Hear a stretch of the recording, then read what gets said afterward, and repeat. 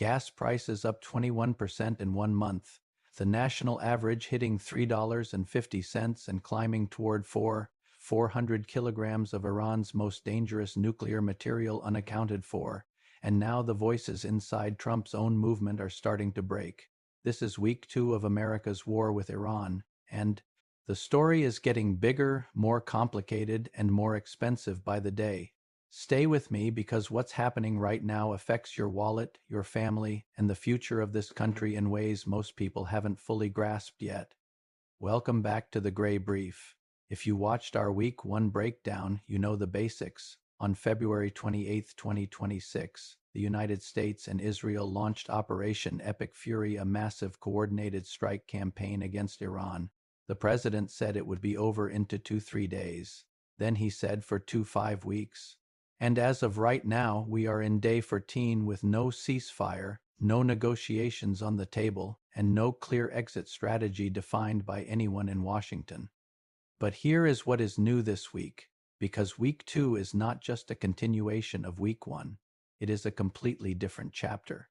The cracks are showing inside the military strategy, inside the economics, and most dramatically, inside Trump's own political coalition. Today we are going to walk through all of it, because every single one of these developments touches your daily life directly. Let us go back to the beginning just briefly because context matters here. When Operation Epic Fury launched, the original stated mission had for objectives: destroy Iran's nuclear capability, eliminate its missile arsenal, degrade its proxy networks, and dismantle its navy. Those were the goals, clean, defined, measurable. But here is the thing about wars. They never go exactly according to the plan written on paper before the first bomb drops. The surprising historical fact you need to know is this. In 1965, when the United States first deployed large numbers of troops to Vietnam, only 24% of Americans thought it was a mistake. By 1973, that number had completely flipped. 60% said it was a mistake. Public opinion on wars does not hold steady. It erodes, it shifts, and the speed of that shift depends entirely on what people are feeling in their own lives. That is exactly what analysts are watching right now in week 2, because the numbers coming out of the polls this week are striking. A Reuters or Ipsos survey found only 27% of Americans approve of the Iran strikes. A CNN poll found 59% disapprove. A Quinnipiac survey found 53% of registered voters oppose U.S. military action in Iran. And here is the number that should alarm every Republican strategist watching this: a strong plurality of independent voters in every single poll conducted disapprove of the operation. Independents decide elections, and right now independents are not on board. Now here is the turning point of week 2, and it is not on the battlefield. It is inside Trump's own movement. On the foreign policy front, the U.S. military has been delivering real results. Over 5,500 targets have been struck.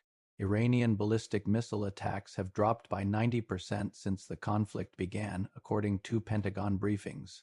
Trump declared the Iranian military, quote, utterly demolished. Secretary of War Pete Hegseth called Day 11 the most intense day of strikes yet. By any military measure, the operation is progressing. But here is what is cracking the foundation.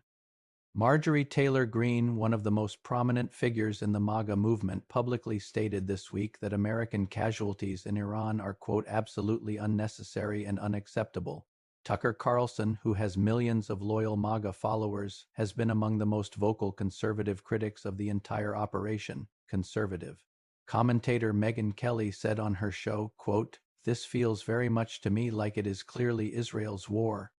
Trump responded to Tucker Carlson personally and publicly, saying Carlson had lost his way and was not smart enough to understand the movement. Let that sink in. The President of the United States publicly attacked one of the most popular conservative media voices in America because that voice questioned his war. When a president has to fight battles on two fronts simultaneously, one overseas and one inside his own coalition, that is a political danger sign that no strategist can ignore. So what are the experts actually saying about where this goes from here?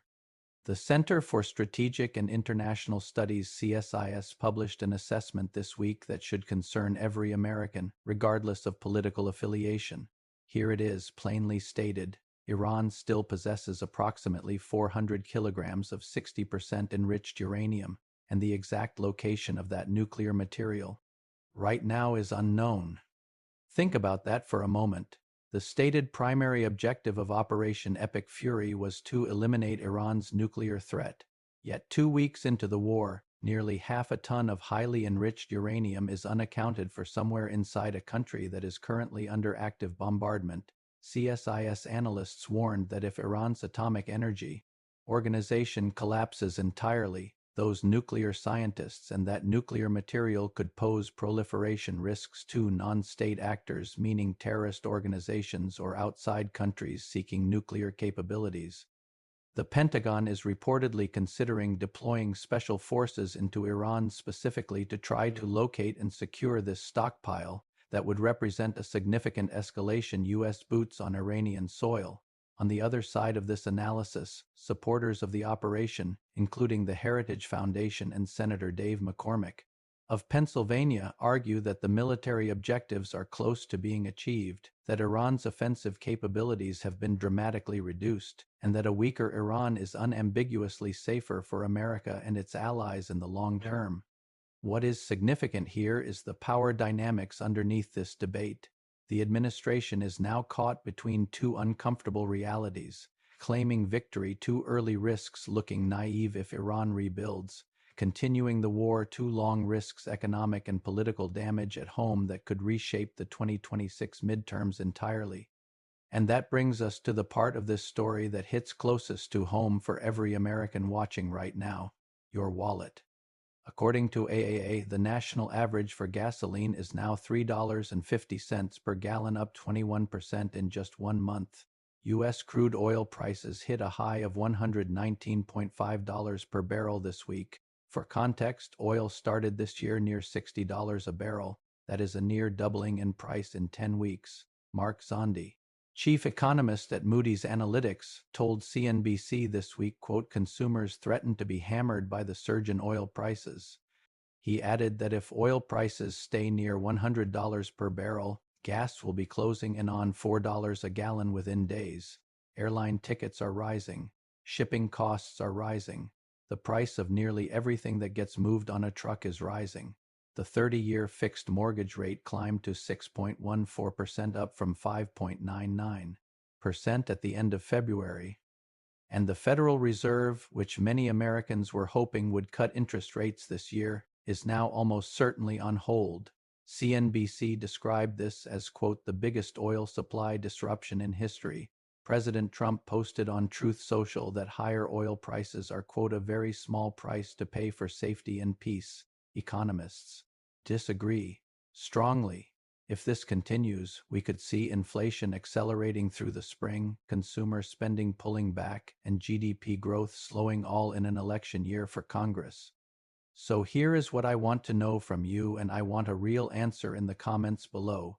2 weeks into this war, gas prices are rising. MAGA voices are breaking with the president. 400 kilograms of enriched uranium are missing inside Iran, and there is still no defined exit strategy. Given all of that, do you think the United States is on a path toward a decisive victory, or are we watching the early stages of a conflict that could drag on far longer and cost far more than anyone in Washington is willing to admit? Drop your answer below. 3 things to carry with you from today's video. First week to brought real military results. Iranian missile capability is down 90%. Thousands of targets struck.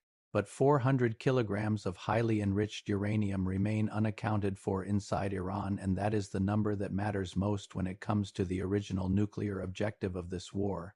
Second, the economic impact is no longer abstract. Gas is at $3.5 and heading toward $4. Oil prices have nearly doubled since January.